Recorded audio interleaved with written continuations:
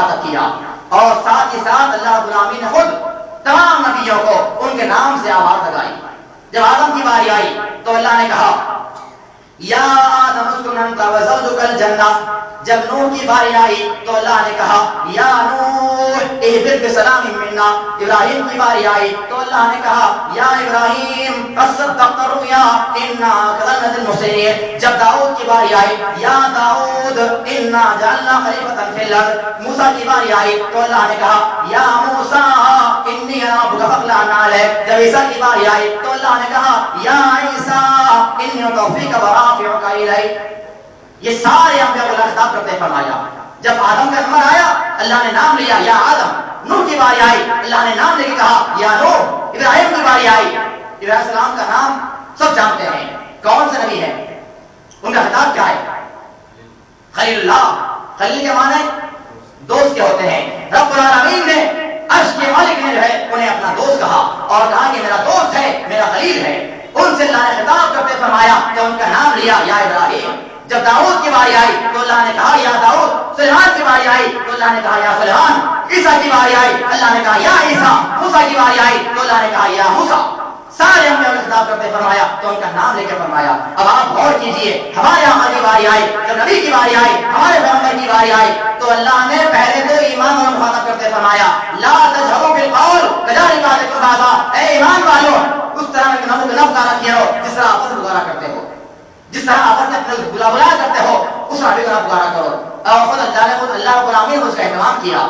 جب نبی کی باری آئی تو اللہ نے یہ فرمایا یا ایھا الرسول بلغ ما انزل الیک من ربک۔ کہیں اللہ نے مخاطب کرتے فرمایا یا ایھا النبی لم تحرم ما حل اللہ لک۔ کہیں اللہ نے کہا یاسین، تو کہیں پر فرمایا طه ما انزلنا علیک القرآن لتشقى۔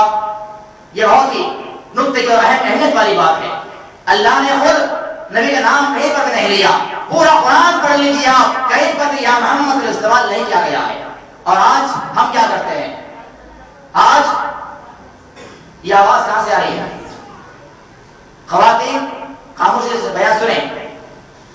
تو جب نبی کی باری آئی تو اللہ نے اس بات کو واضح کر دیا کہ میں خود اس کا اہتمام کرتا ہوں، میرا مقام سب جانتے ہیں۔ اللہ نے کہا اللہ کی ذات سب سے اعلیٰ، سب سے ارفع جس کی ذات ہے، اور اللہ نے اس کا اہتمام کیا، فرمایا کہ میں اس کا اہتمام کرتا ہوں، تم بھی اس کا اہتمام کرو۔ نہ میں خود نبی کے نام سے پکاروں گا اور نہ تم خود نبی کے نام سے پکارا کرو۔ کوئی صحابی نہیں رہے یہ الفاظ نہیں ملتے کسی نے یا محمد کہا ہو، اور جب کبھی ایسے لوگوں نے الفاظ اختیار کیے اللہ نے اتنا بے کر دیا اور کہا کہ اے نبی کریم صلی اللہ علیہ وسلم جو لوگ آپ کو خطاب کرتے کہتے ہیں یا محمد وہ بیوقوف ہیں اور جاہل ہیں۔ اللہ نے واضح کر دیا۔ اور آج ہم قوالیوں کے اندر، نعتوں کے اندر پتہ نہیں کیسے کیسے اشعار ہم نے بنا لیے ہیں، بے شمار ایسے مقامات، ایسے اشعار ہیں، ایسے قوالیاں ہیں، ایسے چیزیں ہیں جن کے نبی کا نام لیا جاتا ہے۔ اور نبی کا نام آنے کے بعد ہر مسلمان کی ذمہ داری ہے۔ کیا ذمہ داری ہے؟ نبی کا نام آ جائے تو ضرور بھیجا جائے صلی اللہ علیہ وسلم۔ اور قوالیوں کے اندر کتنی بار نبی کا نام لیا جاتا ہے۔ اور ایک بات، رمضان کا مہینہ شروع نہیں ہوا تھا، آپ نے غور کیا ہوگا کہ تمام آٹوں کے اندر، گاڑیوں کے اندر، کاروں کے اندر گانے بجانے چل رہے تھے، موسیقی ہو رہی تھی، گانے بجانوں کا جو ہے دور دورہ تھا۔ رمضان شروع ہوا، ہم نے سمجھا کہ رمضان کے مہینے میں قوالی سنا جائے گا۔ اب سارے آٹوں کے قوالی کے جو ہے قوالیوں کا جو ہے دور دورہ چل رہا ہے۔ کیا قوالی سننا اسلام میں جائز ہے؟ اب میں یہاں سے یہ بات بیان کرتا ہوں، اب یہ بات میں بیان کروں تو پھر عمل نہیں کرنا، بیان یہ کر رہا ہوں کہ اگر کوئی آدمی گانا گاتا ہے، گانا سنتا ہے، اسے گناہ ضرور ہوگا لیکن اس کا عقیدہ خراب نہیں ہوگا۔ گانا گانے سے عقیدہ خراب نہیں ہوتا، گانا گانے سے عقیدے پر کوئی فرق نہیں پڑتا، گانا سننے سے عقیدے پر کوئی فرق نہیں پڑتا، لیکن قوالی سننے سے جو ہے انسان کا عقیدہ خراب ہو جاتا ہے۔ عقیدہ خراب ہو جائے تو اس کے بعد سارے عمل انسان کے جو ہے برباد اور غلط ہو جاتے ہیں۔ تو اس لحاظ سے اگر دیکھا جائے تو قوالی کے بجائے گانا سننا بہتر ہے۔ یہ میں حساب بتا رہا ہوں، اور اس کے بعد یہ مت سمجھنا کہ فتویٰ نہیں کہہ رہے ہیں کہاں سے جو ہے کہ آج گانا سننا بجانا جو ہے جائز ہے، قوالی بند کرو، گانا شروع کر دو۔ یہ میں حساب بتا رہا ہوں، آپ کو جو ہے سوچ کرا رہا ہوں کہ قوالی سننا اتنا بڑا گناہ ہے کہ قوالی سننے سے وجہ بہتر یہ ہے کہ بندہ گانا سن لے، اللہ کے توبہ کر لے، اللہ معاف کرنے والا ہے۔ عقیدہ بگڑ جائے گا تو ہمارا ایمان ہمارا اسلام، نمازیں، روزے، زکات، حج، سارا عمل اللہ کے بارگاہ میں اگر جائے گا اور برباد ہو جائے گا۔ جب ہم اللہ کے بارے میں جائیں گے تو ہم کہیں گے اللہ میں نماز دے کر آیا تھا، روزہ کرنے والا تھا، زکات دینے والا تھا، حج کرنے والا تھا، اور آج میرے اعمال کے اندر کچھ بھی نہیں ہے، کہاں چلا گیا؟ تو اللہ فرمائے گا کہ تو نے عقیدہ خراب کر لیا تھا۔ عقیدہ خراب ہو جائے تو عمل اللہ کے پاس قبول نہیں ہوتا۔ عقیدہ درست ہے، توحید پر قائم ہے، ایمان عمل کے اندر کوتاہیاں ہیں، اللہ اس کو معاف کرنے والا ہے۔ تو میں کر رہا تھا کہ اللہ رب العالمین نے اس بات کو واضح کر دیا کہ نبی کے سامنے جو ہے نہ اونچی آواز سے بات کرو اور نہ نبی کے نام سے پکارا کرو، کوئی آدمی نبی کے نام سے نہ پکارے۔ آج اللہ فرماتے ہوئے کہتا ہے اگر کوئی آدمی جو ہے نبی کے نام سے پکارے گا یا اپنے نبی کی آواز کے اوپر جو ہے اپنی آواز لگائے گا۔ اب یہاں سوال پیدا ہوتا ہے، کیا سوال پیدا ہوتا ہے؟ اس آیت میں ایک سوال ہے، کیا سوال ہے؟ اپنی آواز کو نبی کی آواز سے بلند مت کرو، کیا سوال ہے اس کے اندر؟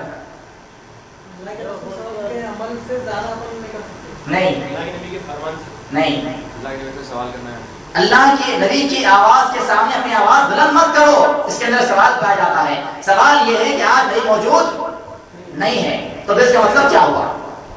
اس کا مطلب یہ ہوا نبی کی بات آ جائے، نبی کا فرمان آ جائے، اس فرمان کے آگے اپنی بات کو مت لے جاؤ، اپنے رائے، اپنے مشورے، اپنے فتوے، اپنے مسائل، اپنی فقہ اس کے سامنے پیش نہ کیا کرو۔ اگر نبی کے آگے نبی کی بات آنے کے بعد اپنی باتیں بیان کرو گے تو اللہ فرماتا ہے ان تحبط اعمالکم وانتم لا تشعرون، تمہارے اعمال برباد ہو جائیں گے اور تم کو اس کا احساس نہیں ہوگا۔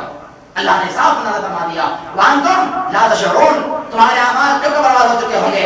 جب تمہارے خوش ہوں گے کہ میں اتنے عمل کرنے والا تھا، میں اتنا متقی تھا، پرہیزگار تھا اور اگر اللہ کے بغیر کامیاب ہو جاؤں گا، تو اللہ فرماتا ہے کہ تمہارے اعمال برباد ہو جائیں گے اور تم کو اس کا احساس نہیں ہوگا۔ تو محترم مسلمانوں، نوجوان ساتھیوں، اسلامی ماں بہنوں، یہ بات نوٹ کر لیں کہ نبی کا فرمان آنے کے بعد اور یہ نہیں پوچھنا ہمارے اندر، مسلمانوں کے اندر، نوجوانوں کے اندر یہ آج عام بات پائی جا رہی ہے، کہتے ہیں کہ اس مسئلے کے اندر کتنی حدیث موجود ہیں، کتنی حدیثیں موجود ہیں؟ تو حدیث چاہے 1 ہو چاہے 50 ہو، حدیث حدیث ہوتی ہے۔ نبی کی بات کے اندر ایک بات کیا کہیں پر آپ مل جائے وہ بھی نبی کی بات ہے، اور 50 آدمیوں سے بات مل جائے وہ بھی نبی کی بات ہے۔ اگر میں یہ کہوں نبی نے فرمایا من قال لا الہ الا اللہ دخل الجنہ، جس نے کہا اللہ کا کوئی معبود نہیں ہے اسے مقام جنت ہے، یہ بات میں بیان کر رہا ہوں۔ اب یہی بات جو ہے 50 لوگ بیان کریں، سب کی بات ایک ہے، نبی کا فرمان ایک ہے۔ یہ میں نے یہ سوال نہیں کرنا کہ اس مسئلے میں جو ہے کتنی احادیث موجود ہیں، کہا جائے رفع دین کرنے کی حدیث موجود ہیں تو کہتے ہیں کتنے حدیث موجود ہیں، کہاں پہ بتاؤ، حدیث لا کے بتاؤ، 86 ہے، 87 ہے، 88 ہے، 90 احادیث ہیں۔ سینے پر ہاتھ باندھ جاتا ہے تو کہتے ہیں کہاں پر حدیث موجود ہے؟ سعید بن خزیمہ، ارے وہ کتاب کون سی کتاب ہے وہ؟ کہتے ہیں کہ سیاست میں کوئی کتاب کے اندر رفع دین کے بارے میں صرف بیان نہیں کیا گیا، نہ بخاری میں ہے، نہ مسلم میں ہے، نہ ابو داؤد میں ہے، ترمذی میں ہے، ابن ماجہ میں ہے، نسائی میں ہے۔ یہ کون سی کتاب ہے؟ کتاب کچھ بھی ہو، اگر میں اس پیپر کے اوپر یہ بیان کر دوں، یہ لکھوں کہ ابھی نے کہا ہے جو آدمی کہے گا اللہ کے علاوہ کوئی معبود نہیں ہے اس کا مقام جنت ہوگا، تو نبی کی بات ہے یا نہیں ہے؟ اسے مانو گے نہیں مانو گے؟ نبی کی بات جہاں پر آ جائے، اس کتاب میں آ جائے، جو کہنے والا کہے اسے ماننا پڑے گا، اور مسلمان کی علامت ہے، ایمان کی پہچان ہے۔ ورنہ اللہ نے فرمایا ان تحبط اعمالکم وانتم لا تشعرون، تمہارے اعمال برباد ہو جائیں گے اور تم کو اس کا احساس بھی نہیں ہوگا۔ اس کے بعد آگے آیت ہے، آیت نمبر 6، اللہ فرماتا ہے یا الذین آمنوا ان جاءکم فاسق بنبأ فتبینوا ان تصیبوا قوما بجہالہ، اے ایمان والو تمہارے پاس اگر کوئی فاسق گنہگار کوئی خبر لائے تو اس خبر کی پہلے تحقیق کر لیا کرو، بعد میں اس کی تہہ تک پہنچا کرو۔ اور آج کل کیا ہوتا ہے، آج ہمارے معاشرے کے اندر ہم دیکھتے ہیں کہ ایک بیان کرنے والا آیا، اس نے خبر دے دی کہ فلاں آدمی تاکید میں گیا ہوا تھا، اب ہم بس اس کی بات کو لیتے ہوئے سارے معاشرے کے اندر اس کو بدنام کرتے ہیں، کہتے ہیں کہ فلاں آدمی جو ہے ٹوپی لگانے والا، داڑھی رکھنے والا، کرتا پائجامہ پہننے والا تاکید میں گیا تھا کرے۔ یہ ساری باتیں بیکار کی باتیں ہیں۔ اللہ نے واضح کر دیا کہ جب بھی تمہارے پاس کوئی آدمی خبر لائے تو پہلے اس کی تہہ تک پہنچو، تحقیق کرو اس خبر کی کہاں تک صحیح ہے ایسا نہ ہو کہ تم خبر کو سن لو گے اور فیصلہ کر لو گے اور بعد میں تم کو اس کے بعد جو ہے شرمندگی محسوس ہو جائے، ندامت ہو جائے. یہ بات اللہ نے واضح کر دی. اور آج ہم بہت سارے مسلمان اس پر عمل پیرا ہیں کہ بات آئی، اڑی بات آئی، ہم سنتے ہیں اور اس کو لوگوں تک بیان کر دیتے ہیں، پھیلا دیتے ہیں اور فیصلہ کر لیتے ہیں. اگر کوئی کہے کسی دوست سے کہ بھائی تمہارا جو دوست ہے تمہارے بارے میں ایسا ایسا کہہ رہا تھا، اب ہم نہ اس سے پوچھتے ہیں، نہ تحقیق کرتے ہیں، نہ پتہ چلاتے ہیں، نہ تہ تک پہنچتے ہیں، بس دوست کے بارے میں بات آ گئی کہ فلاں نے ہمارے بارے میں ایسا کہا ہے، اب یہیں سے پلان بن جاتا ہے کہ آج سے دوستی برخاست کر دی جائے گی، آج سے معاملہ ختم کر دیا جائے گا، آج سے جو ہے ہماری تشداری ختم کر دی جائے گی. اللہ نے اس بات کو واضح کر دیا کہ جب کبھی کوئی آدمی، کوئی بھی آدمی ہو، تمہارا باپ ہو، تمہارا بیٹا ہو، تمہارا بھائی ہو، تمہارا دوست ہو، عالم دین کیوں نہ ہو، اگر کوئی بات لاتا ہے تو اس کی تحریک کر لیا کرو.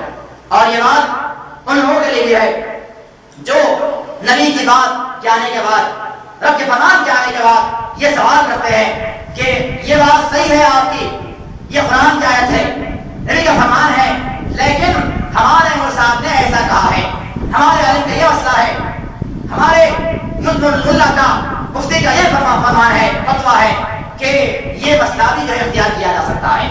ایک مرتبہ میں آج سے 3-4 سال پہلے جو ہے محبوب نگر کے اندر جماعت اسلامی کے اندر ایک گروہ ہے جس کا نام SIO ہے، جانتے شاید بعض لوگ، SIO student of Islamic organisation.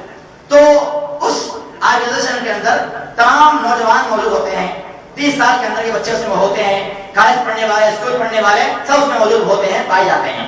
تو اس SIO کے اندر میں 2 سال تک خطابات کرتا رہا، بیان کرتا رہا. اس کے بعد کافی وقت جب بیت چکا تو میرے ساتھ جو ہے میرے چند کالج کے دوست احباب تھے، چند بہت سارے میرے ساتھ دوستی تھے، تمام کے تمام ان سے تعلق تھا.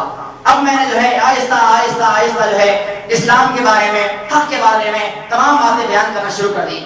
کہ نماز کیسے پڑھنا چاہیے، نماز کا طریقہ کیا ہے، کون سے حدیث میں بیان کیا گیا ہے، کون سا مسئلہ بیان کیا گیا ہے. اب میں سارے مسائل بیان کرتا گیا اور بچوں پر بات واضح ہوتی گئی. اب ایک لڑکے نے تہیہ کر لیا، وعدہ کر لیا کہ میں انشاءاللہ کل سے رفع کروں گا اور نماز صحیح طریقے سے پڑھوں گا. اس کے بعد کل چلا گیا، پرسوں گزر گیا، اس کے بعد دن آ گیا، وہ گزر گیا. اس طرح ہوتا ایک ہفتہ گزر گیا. میں پھر دوبارہ سوال کیا، بھائی کیا ہوا، تم نے وعدہ کیا تھا کہ میں آج سے جو ہے نماز صحیح پڑھوں گا، پھر کیا ہوا؟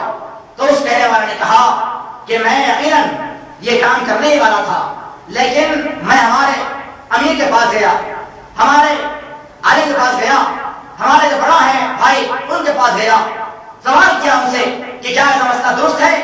تو اس نے کہا وہ بھی کر سکتے، ایسا بھی کر سکتے.